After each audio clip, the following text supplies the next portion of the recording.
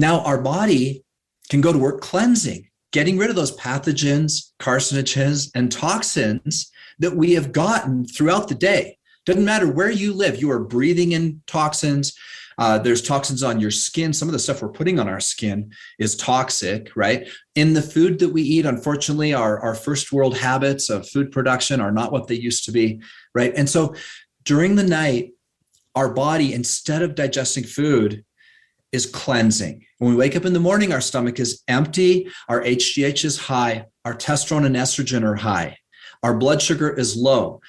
This is a perfect state for exercise, for meditation, for writing, for contemplation, for planning, for doing the most important projects in your business, for example, or in your work. And so keeping that state till about 10 o'clock in the morning is phenomenal on many, many levels. And then we eat ideally healthy foods, 3 meals without snacking in between if we can do it.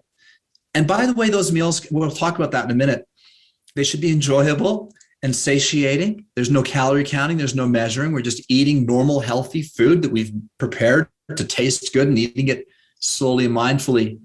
And then we've created this 24-hour cycle where our body is digesting and getting all the nutrients. We're drinking plenty of water while we're fasting. Okay, back to point number 1. Yep. So some people think fasting is nothing. You don't put anything in your mouth. No, I take my supplements while I fast. I take BCAAs while I fast. I take minerals while I fast. I take all those things first thing in the morning and the rest of my nutrition through food, right? And I drink plenty of water. And so that intermittent fasting, for those of you that haven't started it yet, I don't know about anyone else, but for me, it was tough for a little while because I typically used to wake up hungry. But I found it only took me a couple of months before all of a sudden I completely reversed. My whole circadian rhythm had changed and I no longer had any desire for food. I've been doing it for about 3 years now. The biggest part of it is stopping eating after 6. Because let's face it, nobody craves broccoli at 8 o'clock at night. Do you believe that eating and finishing at a certain time is equally as important as just making sure that it's an 8-hour window? Okay, well, back to the whole rules, not guidelines, right? Yeah. So you've adapted this yourself. You've been doing it for 10 years. You know your body really, really well. And I would say for you, and I'm not going to give you any advice on it. But guess what? It depends on the person. Many people have trouble sleeping. Mm-hmm. So I'd say right there, if you're having trouble sleeping, make the hard stop at 7. Make that the latest, just for fun, just for a while. To try it. To see if it doesn't help your sleeping, because we do disrupt hormones when we're eating late at night. And so there's that issue. And hormones are important to our sleep and our depth of sleep.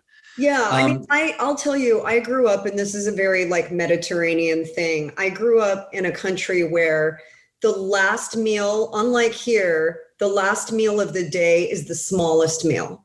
So it's also kind of, we reverse it a little bit where we're eating more of the calories earlier in the day because we're burning more. And then by the end of the day, it's usually the smallest meal. So something that I would add to what you're saying is also try not making the last meal. And I think this is, if you're spreading your calories out over the 8 hours, you can do this much more effectively than starving yourself and then just loading up.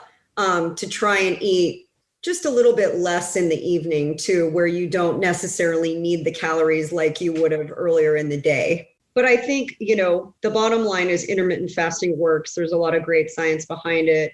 And, for everybody who's listening to understand that digestion actually is quite an intense action on your system. It takes a lot of energy and it actually takes calories to burn calories. So just think about that, giving your body a break to be able to reset and actually focus on other things. I'm a big fan of it. What's the next one up? I love this.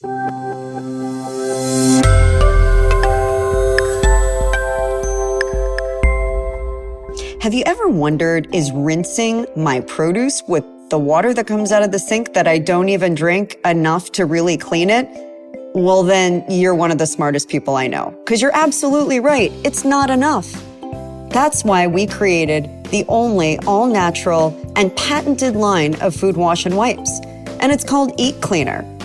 It's tasteless, odorless, and lab tested. And it removes up to 99.9% of the residue that water can't, including pesticides, wax, soil, and junk that can carry bacteria that can really make you sick. Plus, we formulated it to help extend the shelf life of your fresh produce too, and that'll save you money. When your berries are lasting up to 10, 12 days, you know that's a good thing. It helps your produce last up to 5 times longer using a natural blend of fruit acids and antioxidants. So there's no chemicals. It's just clean eating fun. And this can help save your family an average of over $500 per year. Make it easy on yourself, reduce waste, and get that fruit and veggies into your body, where it's gonna do you a lot of good and not in the trash. Check us out, eatcleaner.com, or head to our Amazon store at amazon.com/eatcleaner.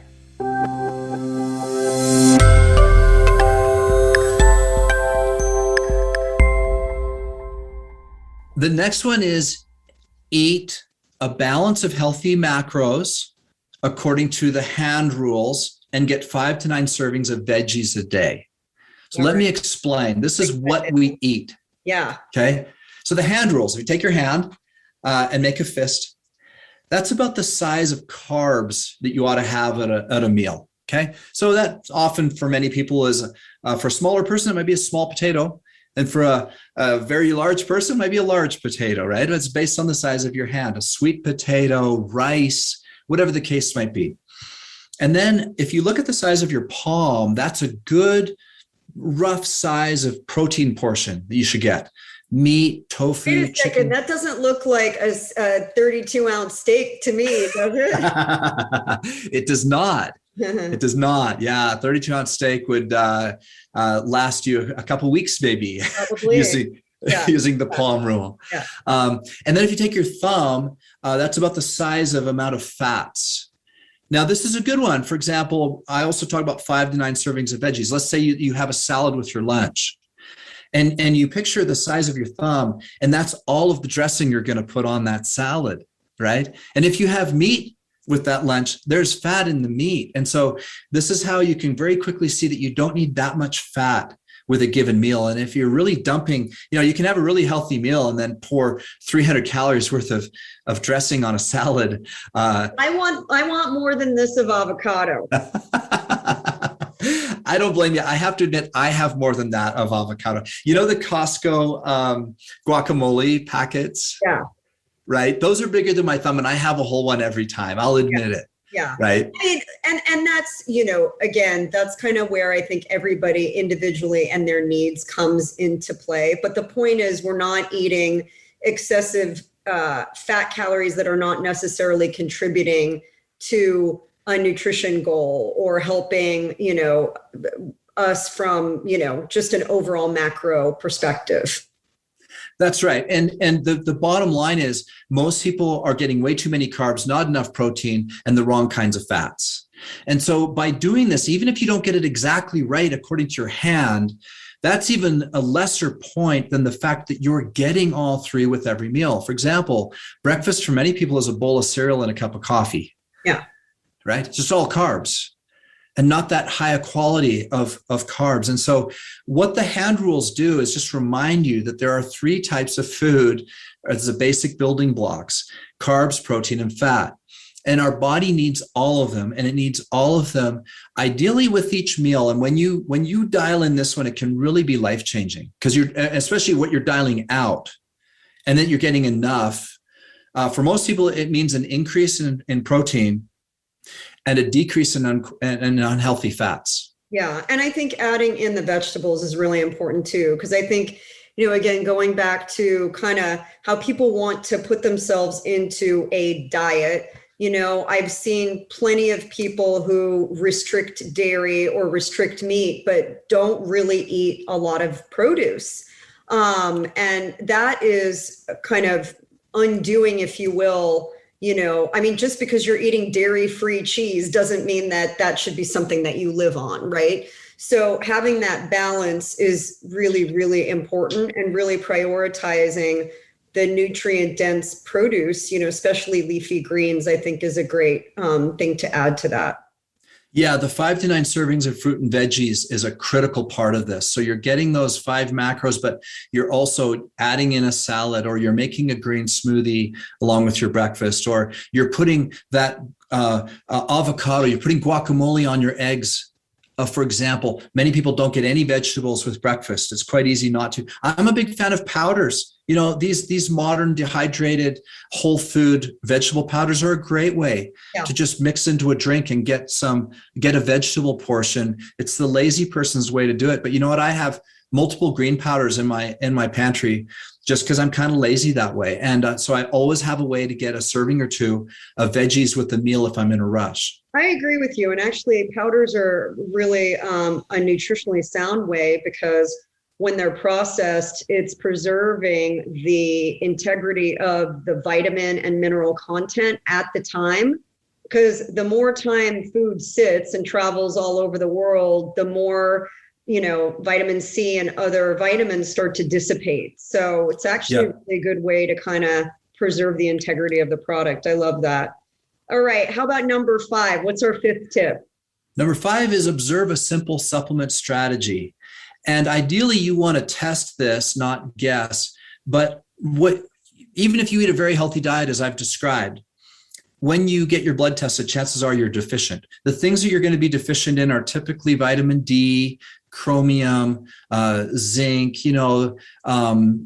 calcium, magnesium, the macro vitamins. And so in our company, our 2 flagship products are Mimi's Miracle Multi, and the one that I showed you earlier, Mimi's Miracle Minerals. And those 2 products, if I was only to take 2, a good quality multi and a good quality trace mineral, the 2 basic ones I would get if I'm on a limited budget, those are the only 2 that I need, right? And so the problem with supplements is, if we go through the average person's supplement cupboard, and everyone has the supplement cupboard. Yeah. And I got 2. A lot of times they don't.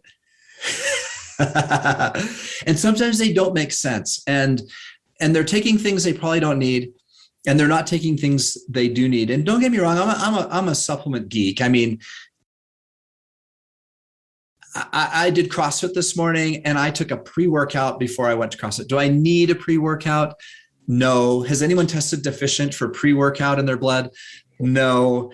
Yeah. But I like it. It gets the juice flowing. To go pound those tires. And when you said checking in on those regularly, do you mean actually going to the doctor and getting a blood test or a saliva test to make sure your levels are in check? I do. I've done a nutritional blood panel every year for the last 5 years. I do go to the doctor for my yearly physical. No reason not to, right? It's free, but they don't go into detail like I really want. And so I'm a big fan of of biohacking. Like for example, in January, I had a vitamin mineral panel done that specifically hit all the major ones. And by the way, just because I'm deficient in something doesn't mean I'm going to start taking a supplement for it. Over the years, I've kind of figured out what is great to supplement for and what I wouldn't supplement for. But what you'll find is that even if you do that, the very basics, there's no reason not to take a multivitamin. The multivitamin usually covers your bases. And like I said, the trace minerals are a different animal than the main minerals. You talk about magnesium. There's trace magnesium in trace mineral products, but trace minerals have a completely different function in our body than the macro minerals, okay? Even the magnesium and the calcium, though, I try to get from the green leafy vegetables. You need about 1 gram of each a day. Yeah. And ideally, if you have a lot of, spinach and kale and green leaf salad, ideally you're not deficient in those. And so this is why supplements is after the food, right? Like on my list. Ideally, we want to get as many of our nutritional needs met from our food. But what you'll find when you start doing regular blood tests is you just can't. There's just going to be some things you're going to be deficient in. Yeah. And a lot of our food, I mean, even with the best of intentions, a lot of our food is void because of soil depletion, mineral depletion, and the time that food is taking to get to us. Unless you're growing all your own stuff, and you're picking it yourself and you're washing it properly and doing all the things, sometimes that can be challenging. So I think I agree with you. Supplementing is a strategy that I have taken